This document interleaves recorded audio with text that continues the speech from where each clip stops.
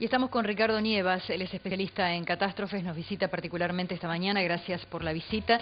Después de todo lo que ha visto, ¿cuál es el análisis que hace, Ricardo? Bueno, tenemos que tener en cuenta desde el punto de vista de los riesgos que son inevitables, o sea, siempre estamos expuestos, y sí es de destacar la tarea de respuesta de los distintos organismos, llámese bomberos, policías, SAME, en una situación realmente de envergadura. Es una situación compleja donde, bueno, justamente las coordinaciones para atender esta situación donde hay tantas personas involucradas, tantas personas heridas, es fundamental. ¿Cuándo vamos a poder saber si es una tragedia que pudo haberse evitado?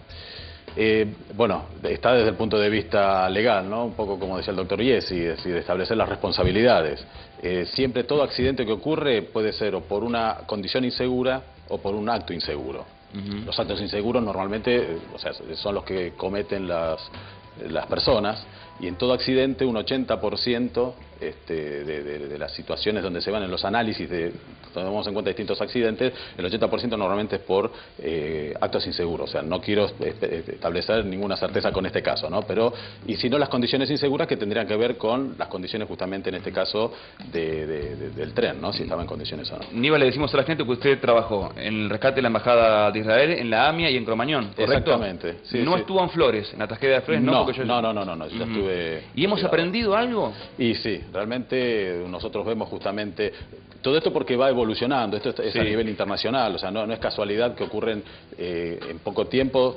Tal vez hablamos del terremoto de Chile o del tsunami en Japón y nos parece que fue hace mucho tiempo, realmente fue hace muy poco. Hay dos factores que establecen, digamos, que haya un incremento a nivel mundial. Uno son o sea, los de origen natural por el cambio climático, y otro es por el gran desarrollo y muchas veces desordenado a nivel mundial y de las actividades. Entonces, uno va, digamos, detrás de todo esto, tratando de ir mejorando, de optimizarlo, y justamente si tomamos en cuenta lo ocurrido, como decíamos anteriormente, en el caso de la AMIA, de la Embajada, desde el punto de vista de la respuesta a lo que fue en este caso y en otros casos anteriores, como fue el caso de Flores, vemos que hasta ni siquiera se ha puesto, digamos, ningún tipo de condición o comentario negativo desde el punto de vista de la respuesta. Una cosa es la producción del evento, ¿no? O sea, que bueno, tal vez se puede evitar, pero desde el punto de vista de la respuesta, sí. La cantidad de gente que viajaba en cada vagón, que si bien es algo que en general provoca la queja de quienes tienen que realizar estos viajes, ¿responsabilidad de quién? Limitar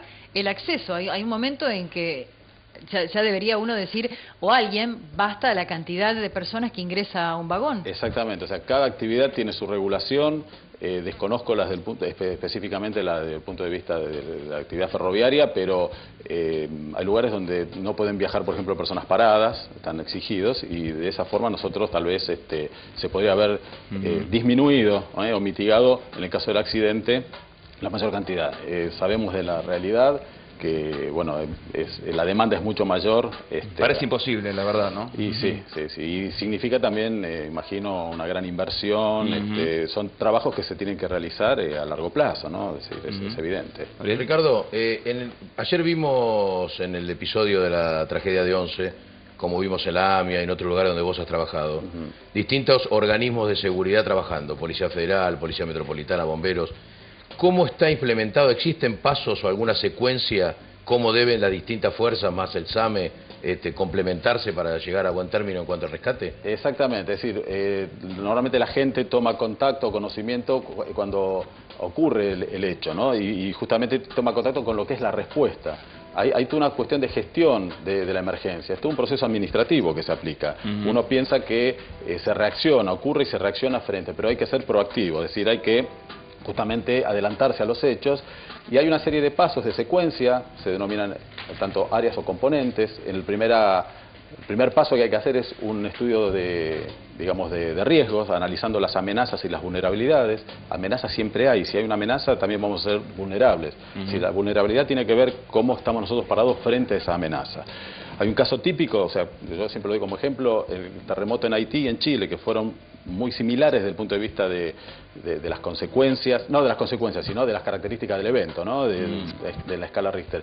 En Haití hubieron más de 200.000 muertos y en Chile hubieron 500. O sea, eso quiere decir que Chile es mucho menos vulnerable a una misma amenaza. Ayer se comparó mucho lo que pasó en Once con lo sucedido en Atocha, en España, en el año 2004. ¿Usted sabe cómo fue el rescate allí?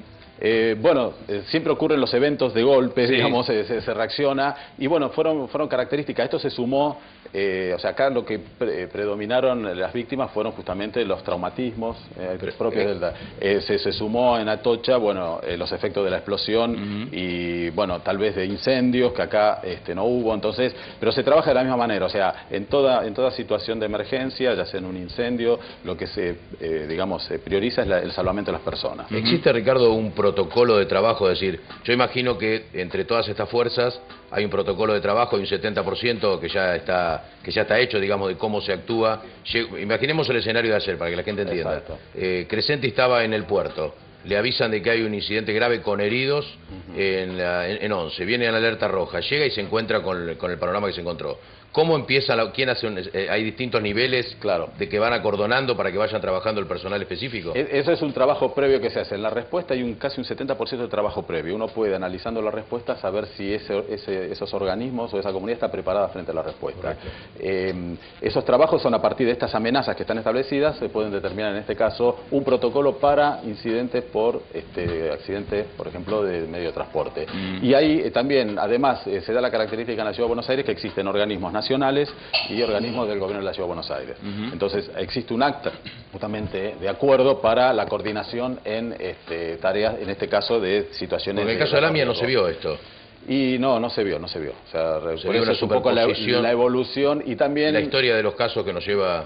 Exacto, y también, como hablaban anteriormente, muchas veces la gente de por sí trata de ayudar, digamos, el ciudadano común, y tal vez más que ser una ayuda puede llegar a... Bueno, ahí me quiero detener un segundo, Ricardo, porque usted acaba de hablar de la importancia de que trabajen de manera mancomunada y organizado los distintos organismos. Pero como sociedad, y hablando en el caso de Buenos Aires, ¿no?, una gran urbe, ¿cómo nos podemos preparar? ¿Cómo se puede concientizar a la gente para que colabore, para que sepa cómo colaborar en este tipo de casos?